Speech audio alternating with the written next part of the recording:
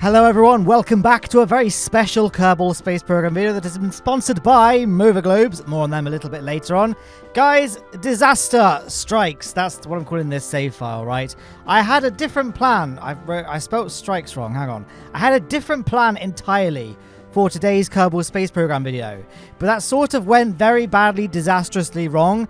Not so much that it's completely, unrecoverable and I can't salvage anything from that plan. So I won't say what it was, because I'm hoping I might still be able to salvage the mission and then get it ready for you for a video in the future. But for now, I'm stuck without a video for this Saturday. And so, if the game eventually loads, there we go. I thought I'd do a special live commentary edition video. Because people have commented before that they kind of like these kinds of videos every once in a while. I got to concentrate now to figure out how to do the maximum technology tree. There we go. So now we have a fully unlocked tech tree, but we can unlock science points at the same time. Where I just do a full-on mission and do a live commentary, and there's no editing, so you can see it all happening in real time. And I normally do these to the Mun because, the Mun's an easy destination to go to. Going to just filter out all my mods just there. But I thought maybe I'd try to do something a bit more complex. Maybe not complex for the veteran Kerbal Space Program player, but for people who are kind of struggling going interplanetary and, doing slightly more ambitious missions, I figured, hey, maybe this would be a good opportunity to showcase me going to Duna in real time. So that's going to be this mission. There's going to be no editing. It's going to be me doing a live commentary. So I don't know if I'm going to be able to maintain this level of enthusiasm for the whole video. My office is currently 30 degrees Celsius. I don't do very well in temperature. So we'll just have to see how this goes. But yeah, I'm just going to talk you through kind of my feelings, or when I have my mental breakdown at some point in this video. You can be there to witness that. And I'll just, show you how I'm kind of going through things, and you can see what it's actually like. Because it might be a bit misleading, my videos. I don't know. They might make me look a bit better, potentially. A bit better of a player than I really am, because obviously the videos are nicely edited. There's lots of speeding the footage up. I obviously cut out things when things go wrong. Like if I have to quick save, I'll generally try and stealthily cut around that so it looks like there wasn't a quick save. And yeah, that's what I thought I would just do for this mission. So we're just going to go ahead and construct our Duna vessels. This is going to be our interplanetary transfer stage. Let's use the orange. In fact, actually, let's not use orange colors. Let's use the Ariane 5 color scheme. There we are for the main fuel tank. We're also going to whack on a couple of big fuel tanks, big solar panels. Where are the round ones? There we are. These are the ones that Orion, I believe, was going to have, round ones like this. I guess they're a lot like the Mars Insight lander from NASA. So I guess it's kind of it rhymes, with real-life Mars missions. We'll add a single communitron dish. I'm sure that extends. Lovely. Love it. And that's pretty much it for our mothership. I'm trying to think if there's anything I missed. We have parachutes. They kind of occlude the windows, but that's okay. It's not a problem. Next, we'll make it properly Apollo style, right? So we will have underneath this a decoupler. No, a decoupler, a docking port. We'll get rid of this shroud as well. And then we will have our little two-seat Duna lander. It's going to carry, you guessed it, 2 Kerbals down to the surface of Duna. They can perform their science experiments, and then they can fly back. And we'll have 8 parachutes, I think, would be safe. 4 drogue chutes, 4 main chutes inside the doors. I like doing this. So we'll, on this side, put a temperature gauge. Make sure that symmetry is disabled. We'll also have a seismometer, a gravioli experiment, gravitron. Where's the other one? I'm still not fully used to restock. Where's that? Oh, there you are. Presbat barometer. That's good. And on the other side, we'll have some electric. So we'll just have the one little battery. Don't need very much because that's going to be charged by an RTG. So not a perfectly balanced payload. This side is heavier than this side, but I think it will do the job nonetheless. Then we'll add just a wee little fuel tank. That will do. We'll stick with the Ariane 5 color scheme again. I'm then going to add a little structural panel. Where is it? There it is. Followed by the Aerospike. I really like the Aerospike for Duna.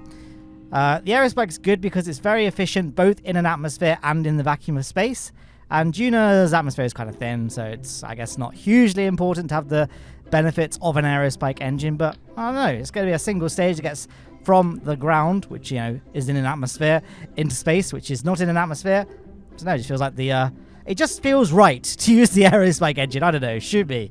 Okay, now we're going to add a light. Where are those in Kerbal Space Program? Is it in utility? You'd think I'd know after all these years, but I know, just KSP2's sort of corrupted me.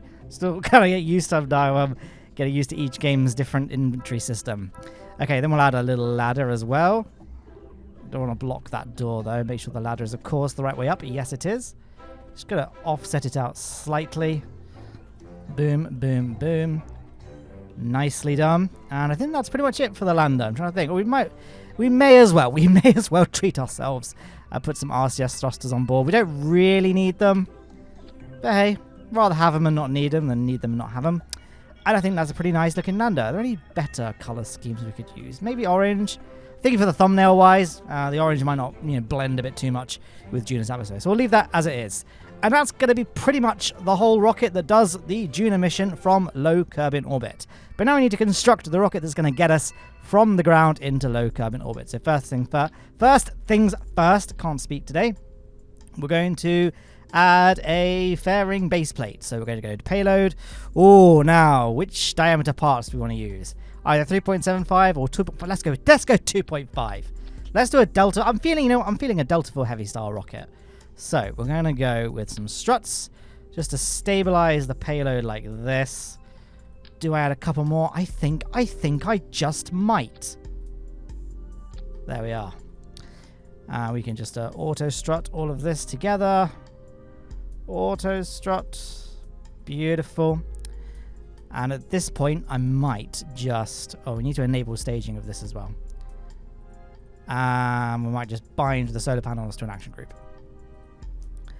Lovely.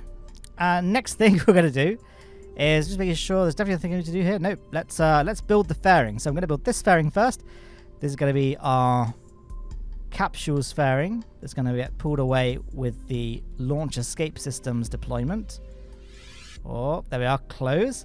And then we're going to build this lower fairing here. So just going to drag that up and then sort of try and make it seamless with that upper fairing. All close fairing. Oh, I think that looks pretty good if I do say so myself. And of course, we'll have clamshell deploy. And that's pretty much it for the rocket. We're going to call it rocket. You know, I'm creatively bankrupt at this stage, guys. And then we'll add that's perfect. I couldn't have done a I'm gonna add orange fuel tanks, because why would you build a 2.5 meter rocket and not make it orange? I ask of you this. Sorry, I got a bit passionate just then. What can I say? This is a passionate of mine, you know. There's gonna be no editing for this video. I've got to try and keep this pace up, so we're gonna just whack that together, and this is the rocket. Can I get a like and subscribe, please? Thank you. Okay, I'm just gonna get those offset nicely, and then we're gonna connect. Oh no, I never get the nose cone right the first time. Perfect. Now we're just gonna add a few struts. Why not make them white? Make them blend in with. So I probably should clarify that there's no modded parts in this mission, but they are reskinned with the restock mod, which I know does technically, apparently, change the performance slightly, but I think it's pretty negligible for most cases. So that's the rocket all strutted together. The final thing I'm going to do, I gotta do this. We're going to have the fuel ducts like that. That's very ugly, but it will do. And we'll have some launch clamps like so. That is perfect. Now we're just going to sort our staging out. Boom, boom. And that's literally what I'm going to do. We'll fix the rest on the fly. I imagine our thrust rate ratio is very high. Yeah, so we're going to just turn down the thrust limiter of that central engine. So let's go 50%. Close enough. Yeah, 1.2. That's good. And then there we are. Now let's just get 3 budding crew members. That looks good to me. And we're going to save and launch. But we're not going to launch straight away, because we need to get to a Duna transfer window. So we're going to open the map screen. I get this is pretty cruel, right? Because our Kerbals are on board the vessel, but whatever. You know, they're being paid by the hour. They love it. So I'm going to use this little lens flare from the sun as my baseline. There's Kerbin. We want, if we draw a line from Kerbin to the sun to Duna, that angle needs to be 45 degrees. So Duna needs to be here relative to Kerbin. I know you guys all know this, but, you know, I got to say this in case someone's new to the channel. So I'm just going to eyeball it. I would recommend using Transfer Window Planner if you want to do this accurately, because then I'm absolved of, like, fault if you guys try to follow this video and get it wrong. But there we go. That looks like about 45 degrees to my eye. So let's go ahead and exit the map screen. Oh, no, it's nighttime. I don't want to be launching at night, mate. Just, whoop. There we go. That looks good. Duna transfer window. Now, this is legitimately the first time I've flown this rocket. So, yeah, wish me luck. Before we do launch, though, I just got to quickly tell you all about Mova globes. They've sponsored today's video, and they aren't your typical globes. They are so much better. I loved my Planet Earth globe so much that I asked for some more, and Mova Globe sent me 3.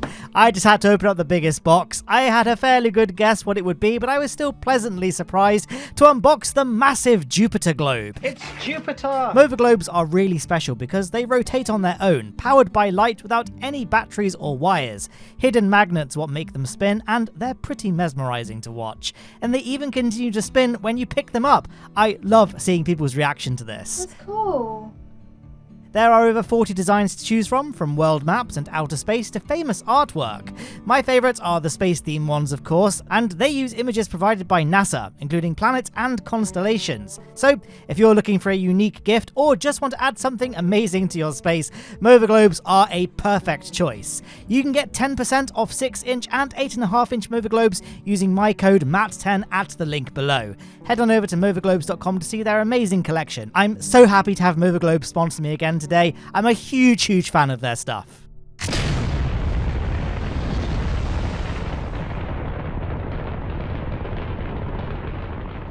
And we are off, soaring into the air. Look at those beautiful volumetric clouds. Now basically for my gravity turn, I'm going to just fly essentially straight up until we hit 500 meters above the surface, and now we've hit that point, I'm going to start gradually tipping over by tapping the D key on my keyboard, which is a bit noisy. Apologies, one of those newfangled mechanical keyboards all the kids are talking about these days. It's actually kind of actually a newer fangled mechanical keyboard. It's got like optical switches in it. I used to have the Corsair K95 Platinum with MX Browns. Then it broke. I can't remember what happened now, but it broke basically. I couldn't use it. So I bought this new one, which is the K100 Corsair. I know, like, oh, you better like make your own, and Corsair are just like for normies. I just like the Corsair ones, so sue me. But I really like. I bought the one with the optical switches because everyone said on Reddit, oh yeah, optical switches are way better than mechanical. And now I've had an optical switch keyboard. I feel like mechanical switches are better actually. So if anyone is in the market for a keyboard, then I recommend the mechanical switches over optical. That's probably a hot take, and I've got like loads of angry commenters now down below saying, oh, you know, you're wrong. But I don't know. I just prefer the feeling of the mechanical switches. So yeah. I now realise into this video that I was meant to be talking about what I'm doing on this flight. And I did, kind of. I said I went straight up until I hit 500 meters. And then I went on a bit of a tangent about my keyboard for some unearthly reason. So apologies for that. But I feel like, you know, you guys, you've been following my channel for a while now, probably. If you're not, then yeah, subscribe. That's a good time to mention that when is. I'm now going to decouple those side boosters as well as throttle up that main engine so that we can continue accelerating on our way to space. Yeah, I was like, do I talk about the ascent in detail and every single thing I'm doing in very, very minute detail about the gravity assist and how it's done? Or do I just, do a nice casual commentary, really? I mean, I can easily do one of these videos again in the future. Maybe even somewhere a bit more bold. Somewhere like, maybe not Eve, because Eve's just a little bit too stressful to do with live commentary. That's like maybe where I could do a stream where I go to Eve. But doing a video like this, where there is an expected level of quality and like continuous commentary, where I feel like Eve, yeah, well, I wouldn't really do that for this sort of video. But hey, maybe something like Elu or Lathe somewhere. Let me know what you think in the comments down below. Or maybe you just didn't like this sort of video. I mean, this is not the sort of video I typically do, but I do it every once in a while, and whenever I do, they get a generally positive sort of response. So I think it's kind of nice to occasionally upload, just so you guys can see how the sausage is made, like what it's actually like to watch me play without any filters and cuts and edits and all that, etc., etc. As we just continue our gravity down. I'm actually watching our apoapsis here. It's a little bit high, considering how low, or I guess non-existent at this point, our periapsis is. So I'm actually going to start pointing flat at this point, just along the nav ball. In fact, not flat, slightly beyond flat. So down, because that's going to focus more of our energy into raising our periapsis, while keeping our apoapsis height at a fairly stable level. I don't really want it to be a bit like, I don't want our time to apoapsis to be more than a minute or so at this point in our flight. So as you see, we're burning Our apoapsis is not changing much. It's lowering slightly, but at a very insignificant rate. And our periapsis, meanwhile, is rocketing up. Once this becomes a positive integer, by the way, I'm using the mouse to highlight the Kerbin Engineer Redux readouts. Once this becomes a positive integer, our periapsis height, our apoapsis height is going to start rapidly rising up. So, oh my goodness, I just realized I didn't sort out the staging for the launch escape tower. Whoops, let's quickly do that. Where's this fairing? Is that this one? Yes, it is. Okay, and then I'm now having to look at two parts of the screen at the same time. Okay, that's fine, actually. No, it's not. I need to do that. There we are. It's saved. I saved the mission, guys. We're all right. The launch escape system now works. So as you can see, our periapsis is now a positive number. So once this starts to get close to our apoapsis, we're going to see this number start rapidly rising, at which point we're going to cut the throttle. Let's say 85 kilometers for our apoapsis. There we are, 86. That will drop down a little bit because we're still in the atmosphere and therefore being subjected to drag. But that's a pretty good initial heading, I think. Now, we have quite a long time between, I guess, now and when we reach our apoapsis, which is a good thing because I need to reconfigure this whole ship. So we're going to be circularizing with the interplanetary transfer vessel's like main engine here. Which is here, above the lander. So we need to get that sorted out. So the lander needs to be docked to the forward docking port so that our interplanetary vehicle's engine is, you know, not being blocked by a vessel and can therefore be used. So we're just going to time warp now to space. I'm using the mod Better Time Warp to give me faster than 4 times physics time warp. I can go up to 20 times physics time warp, but with a vessel this large, I find that just leaves you very, very susceptible to Kraken attacks. We're going to leave it at 10 times physics time warp as we complete our coast phase to apoapsis. So we are 67, 68 kilometers, 69 nice kilometers, and that's 70 there. So now I'm going to make a quick save just in case something goes wrong. We're going to quickly stage that fairing there, turn on our lights, and let's see if it worked. Yes, it did. Our launch escape system has gone. So now it's time. I just realized I've made a mistake. I didn't put RCS thrusters on the main mothership.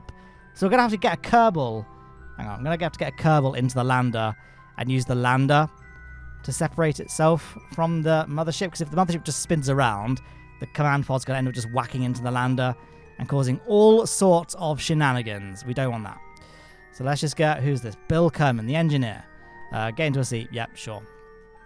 I guess now would be a good time to stage as well. Where are we now? We're 8 minutes away from our process. So loads of time. Let's just time up a bit. Just get that main, what's it called? Fuel tank, booster, core, clear. Now I cannot see anything, so that's a very good start. Now we're going to use our RCS just to back away from the mothership. And we're going to set this as our target. And then we're going to switch over to the mothership. I feel like now is sufficient time has passed where this has got nice and clear of us. So we're going to point towards the little lander's docking port.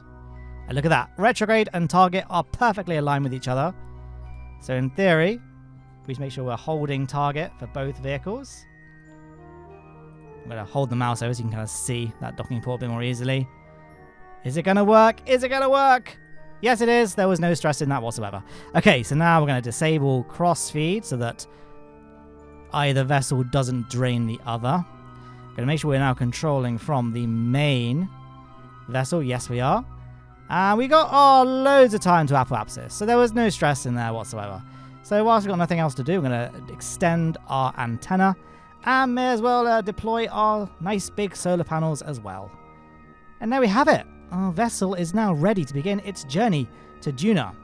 But we can't do that until, of course, we have reached apoapsis. So let's go ahead and just plot that maneuver. And we will use auto time warp. You know, I'm a bit trigger happy when it comes to doing time warp myself. So I feel like in times like this where I'm kind of having to make a video without edits, doing it with the automatic time warp whenever we can. So let's see. Start button in 10, 8, 5, 4, 3, 2. Okay, right. I didn't do a very good job, but it's fine. There goes our burn, and there you go. Perfectly circular orbit-ish. There we are. So let's make another quick save. Can't be too careful, you know, with the quick saves. So now I'm going to zoom out. Hopefully we're still at the Duna transfer window. Yes, I had to reboot the game because the engine stopped making noise. I think it's an issue with Better Time Warp, actually. But, you know. So I'm going to create a maneuver node. Here we are. Drag it out. That looks about right. Just over 1,000 meters per second of delta V. That looks like it's a bit too much, actually. Oh, look at that. Oh, how good am I, guys? Pretty much dead on. So I could just drag this maneuver node and try and get a bit more optimal. So like dragging it and like just trying to get the position so we're spending a little bit less fuel. Oop, cancel. So where's the maneuver node gone? There it is. So I'm going to just try and optimize this. So sometimes I try and drag it around Kerbin's orbit, try and get the encounter as optimal as possible, but you know, I think that looks pretty good. So, and we're trying to do this video. You know, there's no edits and stuff, and it's live commentary, so there is an expectation it's going to be a longer video than normal. But like, I still value you guys' time, right? Like, I don't want to make the video overly long. So let's just go ahead and execute this burn here. I haven't actually looked at where we'll be in terms of what our orbit line going past Duna looks like when we do this burn, because regardless, we are going to have to do a mid-course correction to account for the fact that Duna is on a slightly different sort of tilt, for want of a better term, around the sun compared to Kerbin's orbit. So we're going to have to do a mid-course correction burn regardless. Here we are. 3, 2, 1. Godspeed, Jebediah Kerman, Bob Kerman, and Bill Kerman. Did we even name the vessel? What's it even called? Oh yeah, I called it Rocket, didn't I? Let's call it Duna. Destination. Duna. Diasmus. That's what I'm going for. And let's make it a plane. That's fun. Okay, so we're going to make sure... I'm still holding on. No good. Can I initiate some faster time warp? Let's see if we can do this. It's always inviting a bit of the spaghettification when you're doing time warp with engines burning. So I'm going to leave it at ×4 physics time warp for this. I'm just going to go to the map screen. We may as well set Duna as our focus view. We're going to wait for our interplanetary line to appear. There it is. And just before we get to that point, we're going to just zoom in. Well, actually, so that's almost done. So now we're going to just time... There we go. So I'll actually do the last bit of the burn just manually. And then we're going to have a look at Duna now. I'm going to get until our line is like basically underneath Duna. So we just do one normal burn, and that gets us equatorial. Very nice. So yeah, that's that done. Let's do another quick save. And we can head on our way to Duna. So there goes Kerbin. Goodbye. Home sweet home. We're going to make a maneuver node. So let's switch back to our vessel. We're going to just time... Whoa! Okay, that was a lot. I wasn't planning to do that much. Let's just add a maneuver node here, I guess, because we haven't got much of a choice.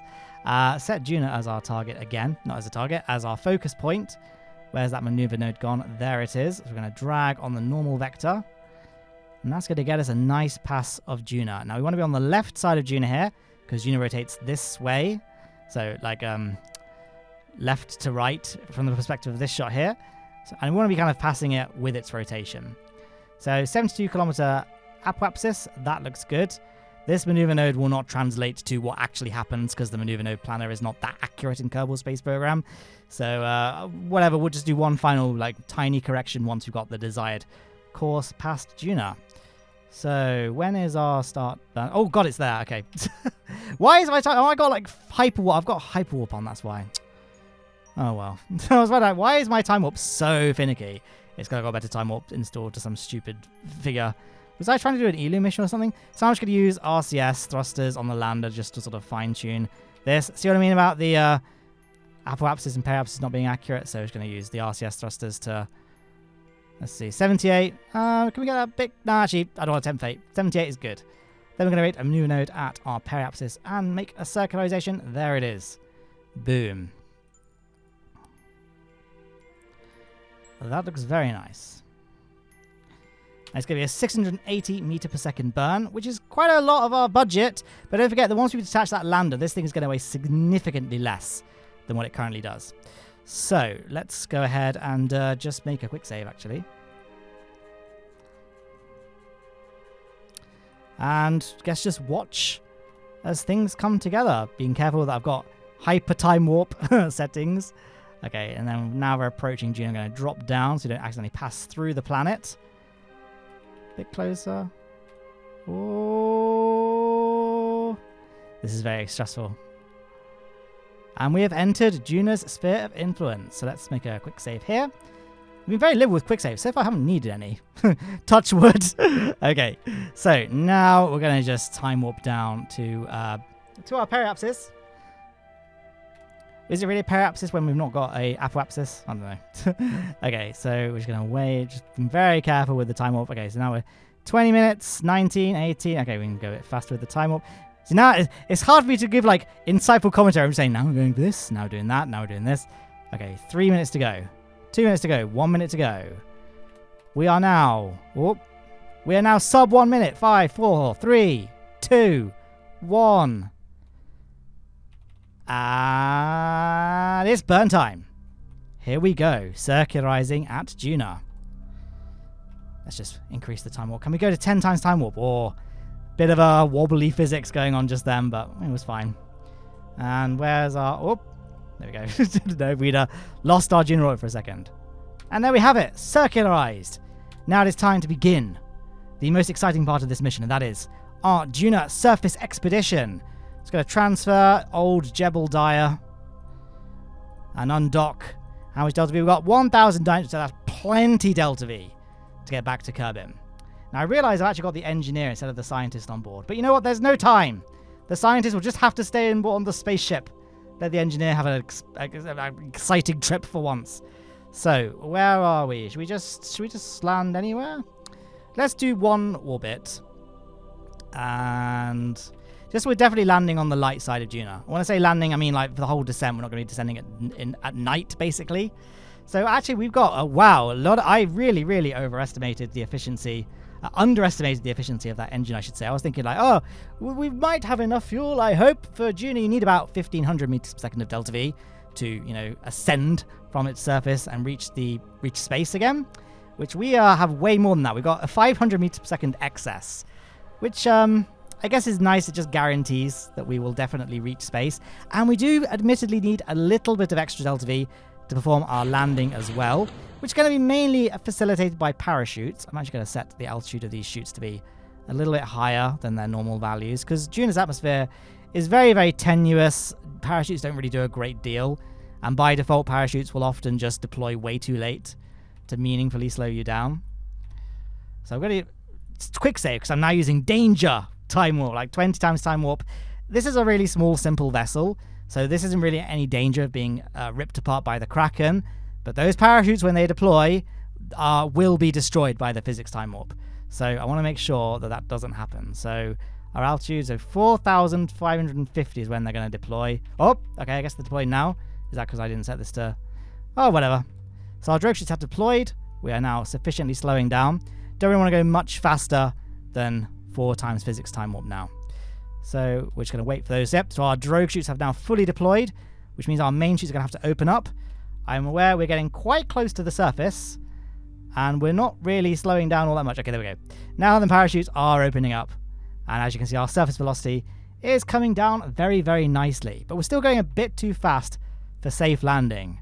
Yeah, 15 meters per second looks like is going to be our approximate touchdown rate, which is probably a little bit too high. We do have the massive beefy landing legs, which, is definitely going to help absorb the force of impact, but really we want to use a bit of engine power right before touchdown, just to ensure we are coming to a stop at a nice, safe velocity on the surface of Duna.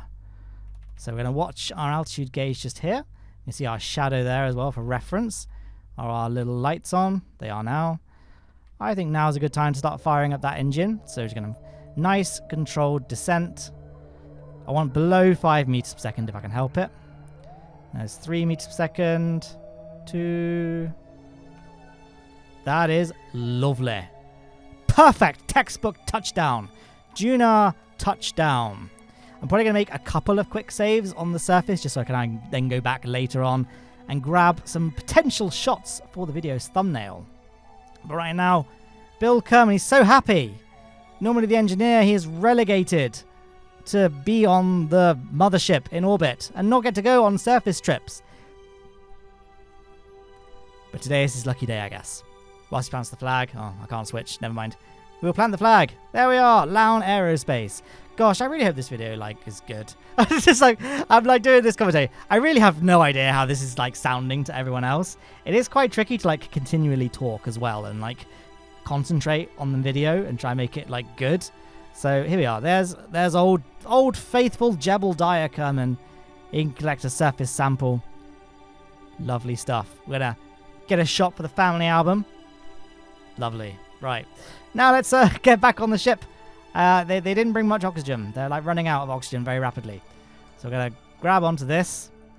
And we can run our science experiments as well.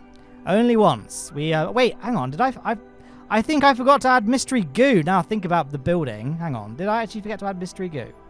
Open the doors. Oh, that's annoying. That's very annoying. I forgot to add mystery goo. Oh well. We can do science anyway. Log gravity. This sensor is able to record the effects of Ike as it orbits Duna. Fascinating stuff. Pressure. The atmosphere is pretty thin, even at the surface.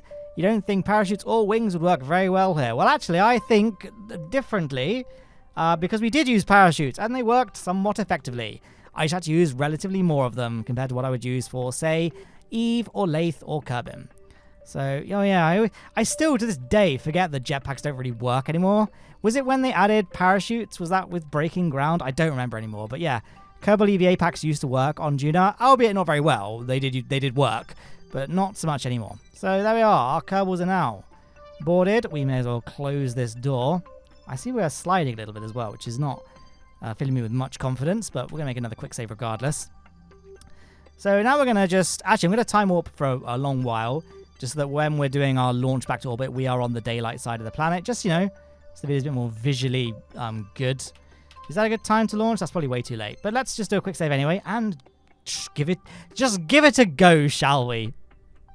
So we're going to be traveling towards the... Whoa. I forgot to turn on SAS. That was a brilliant start. I'm actually going very fast, aren't I? So really the Aerospike was a very OP choice of engine for this mission, but whatever. So I'm actually going to start pointing 90 degrees. Well, not 90 degrees. 45 degrees along the 90-degree vector on the nav ball. 90-degree vector because that's the direction Duna rotates, which of course is the same direction our mothership is orbiting. And yeah, I never really figured out what the optimal gravity turn is for Duna. I mean, Duna has an atmosphere, but it's so thin, you haven't got to worry too much about it. Like, you have to think about it somewhat. Like, if we were on something like the Mun or any other body that is not atmospheric, we'd be flying pretty much flat at this point, just watching our apoapsis increase. But we want to increase a little bit. Like, we're still fairly low in the atmosphere. I just need to cough for 1 second. So you know this video is no editing, it's all live commentary. I'm just going to throttle down even more, because look at our apoapsis. Space in Duna begins at 50k. So we're actually going very, very fast. And actually we're going a bit off course. We're going to do a bit of a angular change and get it completely the wrong way, so that's good, isn't it? There we are. So we're going to just point that way and then back to prograde. Just so we're going to be definitely intersecting our mothership's orbital line. And now the moment of truth. Do we get any close encounter nodes? No, because I did not point this way enough. Here we go. Come on, separation nodes. Where are you? Why am I not getting any encounter nodes? That's so weird. Am I just literally not intersecting it at all? That's weird. Something's gone weird here. I don't like this. This is making me nervous. I'm not getting an encounter node. Why is that? It looks like I'm on pretty good track. Oh no, has something gone horribly wrong? Okay, hang on. We're about to hit across the border of space. We've crossed the border of space. So let's make a quick save and see if we can't just make a maneuver node and figure this out. Why? That is weird. Why am I not getting? Ah, there we go. Why? But I had a yellow line, so I assumed it was set as my target. That was weird. So our target, where is it? Our target is ahead of us, which means we want to enter a faster orbit, which it would have been nice if I'd known this ahead of time, so I wouldn't have raised my apoapsis so much. I would have raised my apoapsis to, say, like 60 kilometers rather than 80, but, like, I didn't know. I was trying to figure out why I wasn't getting a encounter marker. So that's kind of annoying, but we're going to try and work with it anyway. So by using the radial markers, we can sort of force our altitude down a little bit. And now if we drag on prograde... Aha! They looked pretty close to me. So let's just get these. So we're going to use radial in and radial out. Try and get this thing looking circular. Oh, this is so rubbish, isn't it? Oh, they're pretty close. I'm aware we're getting quite close to our burn is all. And then prograde. Can I get... How close are they? 9 kilometers separation. I feel like that's... Oh, now we need to do it because we've passed that marker. Great. That's why I was rushing a bit, because I'm like, I'm running out of time. I'm going to cross the maneuver node, and then I'm going to be able to edit this any further. But I guess we're going to have to just do it and then do some edits as we go along. So... Oh, that's close. 5 kilometers. Okay. Let's make another maneuver. Miles away from us this time, so I've got plenty of time to get these nodes to be nice and close. I guess this is so bad. Like, normally I'm way better at Kerbal Space Program. I feel like whenever I do these live commentaries, right, I'm like so much worse at the game. I remember like when me and Ollie did the esports event, Beardy Penguin did the esports event. I was like flying the rocket, and I kept on like messing up the gravity turn to the point where he literally said to me, "He's like, do you know how to play Kerbal Space Program, Matt?" And I was like, I don't think I do. I just don't do well under pressure. Which is a shame, because like I'm just doing a live commentary here. So you know what, 1.2 kilometers. I don't know why I'm faffing around trying to get it closer than that, because we've got a 12 meters per second burn. It's not a huge burn, but it's a fairly significant burn in the context of, you know, rendezvous. So it's not going to be that close. So here we go. Oh, and I've overshot as well because I'm an idiot. There we go. How close are we there? Oh, it was exactly perfect. Brilliant. At this point, I'm going to make a quick save, because look at much, 281 meters per second of delta V. Plenty delta V to just do the rendezvous lazily. So what I mean by lazily is that we can just time warp around till we get to this node. We're going to make sure our nav ball is set to target velocity, and then we're going to point retrograde. Now watch this. We're going to wait for our target velocity to hit 0, which it basically has. Then we're going to point towards our target, and watch some magic happen over here on this side of the screen. Look at that. 0 kilometer separation right off the bat. How's that for a bit of a lazy docking? So then we can just time warp along. When we're about, I don't know, 20 seconds away, we'll cut down the time warp and just watch manually. So I guess we could just eyeball it, to be honest. Where is the vessel? There it is. Coming towards us at great breakneck speed. So that's 0. Let's just time warp now to a bit closer. I apologize, it's very dark. We can use the Milky Way there, though. Sort of see what's going on. So now I'm going to not bother using the aerospike and just use the RCS thrusters. Helps if I go the right way. So there we are. Now we're now at 0 velocity relative to our target. So we're going to set the docking port as our target. Switch to the mothership. Set the lander's docking port as our target. Point towards it. And then we'll use the lander to do the docking itself, because I felt like we could see a bit more. Burn towards it with the RCS thrusters, and let's watch some magic happen. Where's aim camera? There it is. So there's the... Oh, we're going quite fast, actually, aren't we? There we are. Perfect. We are now docked together. Excellent stuff. Shall we be cheeky? Shall we be cheeky and just transfer some fuel across? Bit cheeky, innit? But, you know, what can I say? Now we're going to transfer our crew. Transfer Bill. And then transfer Jebediah. Where's the transfer crew button? There we go. And then that's it. We are now ready to basically go home. Let's just time warp to the daylight side of the planet so we can have one last good look at the vessel. There it is. I could move the science over. I'll move the science over. Where's the open the doors? We can get our scientist to do something. He feels a bit sad that he was left out of the planetary mission.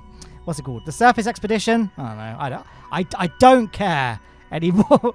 Take the data. Take the data. And then we'll take the data. And then we'll take the data. And I feel like there was a surface sample on here as well. So we're going to just take the data from the lander can. There it is. And we're going to store the data. There it is. And then we're going to get our Kerbal back on board. Now, I haven't been very good in terms of like maximizing science for this mission. I really just did it just to give you something to do on the surface of well, where did we just go? Duna. So, where did we just go? It's not like I've been playing this game for like, what, 10 years at this point? Depressing as that sounds. Now I'm going to deactivate this engine. And then that's all we're going to do. Now, we could leave the lander potentially attached, because it gives our Kerbals more hypothetical space to move around. But our Delta V is rather close. But let's see if we can't make it work anyway.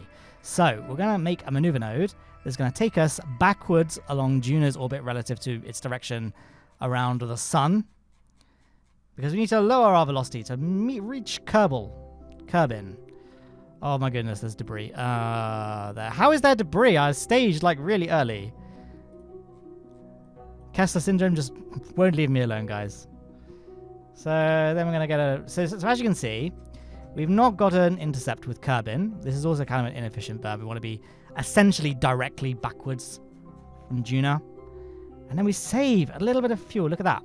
Now, although we've not got a Kerbin encounter, we can get a nice little cheeky one by putting a maneuver here and then dragging on prograde, sorry. And look at those nodes swing around. Where did they go? There they are. And that gives us a Kerbin encounter for 270 meters per second plus 628. This is 1,484 is a bigger number than the two of those combined, which means we can leave this lander attached and give our Kerbals a little more space to move around. So, nothing more to do now than to make another quick save and just time warp to our burn. So, start burn in, oh, that's quite quick. 5, 4, 3, 2, 1. I don't think I synchronized that very well with what's going on the screen. There's a bit of a delay with my brain. And there we are. We are now accelerating to escape this dusty hell, this dusty hell, never to return until the next time we do a Duna mission, which is statistically not going to be that long. So I'm not too worried about this one being super accurate because, like I say, all we really need it to do is have it intercept Kerbin's orbit at some point, and then we can make a maneuver and then just magic an encounter like that. So then we've got to faff around waiting for transfer windows to take place. It's a bit more, rubbish, but, this has probably been a rubbish video.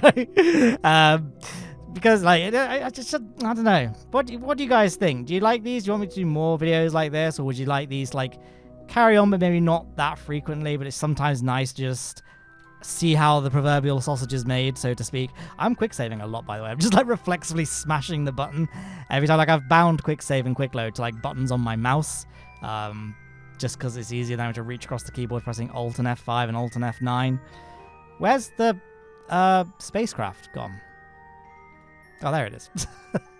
I'm literally getting delusional. It doesn't help that I'm really hot in my office. My office is currently 34 degrees Celsius, and I have these two 4K monitors just blasting heat into me, and I've got a really hot running PC, there's a 4090 in there, and it's a really small room with insulation on the walls, and there's no airflow, and I've overshot the maneuver because I was ranting about it, but basically, I'm sitting here with a wet towel on my head. It's kind of distracting me. Okay. Enough of my uncomfortable situation aside. I know there's going to be Americans saying, oh, it's not that hot. I know it's not that hot, but, it's hot in the context of I'm in an airless room with no airflow and what are essentially two heaters pointed at my face. What can I say? So now we're going to cancel that maneuver node and just eyeball... Oh, there you go. Just eyeball this last bit of the burn, which took, a nanosecond, it would seem.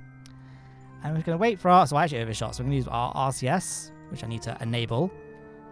Ooh, that's very slow, isn't it? Okay, never mind. I won't use RCS. We will just point retrograde. And then we're going to watch our... Oh. So we're not actually getting an encounter that's very good like this. So we need to make another maneuver node to ensure that we intercept Kerbin's atmosphere. That looks like a good spot to put a mid-course correction burn. What with it being in the middle of the course. I don't know. So we're going to make a drag on... No. And Robert's your father's brother. So, I hope you guys are writing that down, by the way. What was my tutorial just then? Just and there you go. So, that's this. I'm sticking to my guns. This is not a tutorial. Legally speaking. Node in 1 year. Oh, right, yeah, because I've got to do a... Is that correct? Oh, yes. It's because I've got to basically go all the way around the sun again. So it's kind of a long route, but it's quicker for, me doing a video. And that's really what counts. It's all about me at the end of the day. So let's focus on Kerbin again. And there's got this stuttering that keeps happening. I'm trying to zoom in. Let's just do the maneuver. I'm not looking at the maneuver node at all. I'm just looking at the actual real life thing that's happening. Well, I say real life. You know what I mean. And we're going to do the last bit of the burn using H and N with RCS enabled because this is going to be a much more subtle maneuver. Let's go for 37. Oh, it's moving of its own accord. I guess 25k. Bit low, but you know me. I like living dangerously. And by living dangerously, I mean playing a video game in which the characters of said video game may be put in precarious situations. Am I going to encounter Kerbin? Oh, I'm inside its atmosphere. Atmosphere? Sphere of influence. Brilliant. Good bit of a commentary. You can see we're approaching the end of the video. So, like, the steam that I was already running low on, I'm starting to run lower on. So, let's just undock this. Can I please do that? There we go. Yes, we still have all of our Kerbals on board, so we've not accidentally sent one to Doom. And then we just stage, I guess. And, oh, thank goodness, I have parachutes. For a second, my heart stopped. I was like, oh, did I bring parachutes? But it was okay. I did. I am good at this game, very occasionally. But there we are, re-entering. Are we going to be landing in the sea? I always like landing in the sea. It makes it look like I've planned things, but no, we're landing in the mountains, so we're getting the exact opposite.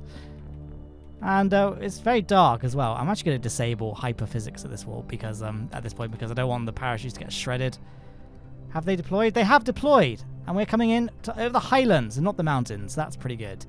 But yeah, I hope you enjoyed this kind of silly video, but by all means. But yeah, like I said, I did have a really epic plan for a really big, cool mission today, but just things went really badly wrong. Wow, oh thank gosh! I just saw the land like rushing towards me. And I was like, am I actually my parachute gonna deploy on time? I don't want to do like the outros bit just yet because I want to see this beautiful landing site that we're coming into. Do you know what? That's like editing me and I did that. So you saw the land was flashing. So I looked away because I was like, when I time-lapse this, I don't want it to be like flashing and like potentially give people like epileptic fits. So I'm going to look away. But of course, I'm not going to be editing this. It's all in situ, as recorded as is. There we are. Our vessel hath landed. So let's just recover it. Oh, we could revert. Aha, there's the proof. I didn't use any quick saves. So let's just recover the vessel and see how much science we netted. 760 science points earned. That's going to be really helpful considering I just unlocked the entire tech tree to start this video. I thought, you know, you guys don't want to see a low-tech Duna video, are you?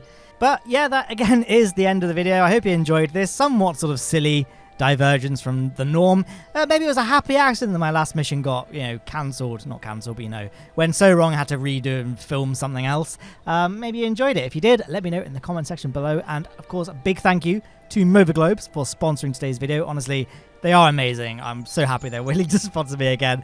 And of course, a big thanks to my Patreon supporters and my YouTube channel members who help make all of this content possible. If you want to see your name in lights there on the right, then go ahead and click those links that are relevant in the description below. Follow me on Twitter if you want. And that's... I'm relieved that it's the end of the video now. Hopefully it recorded okay. I'm going to redo this.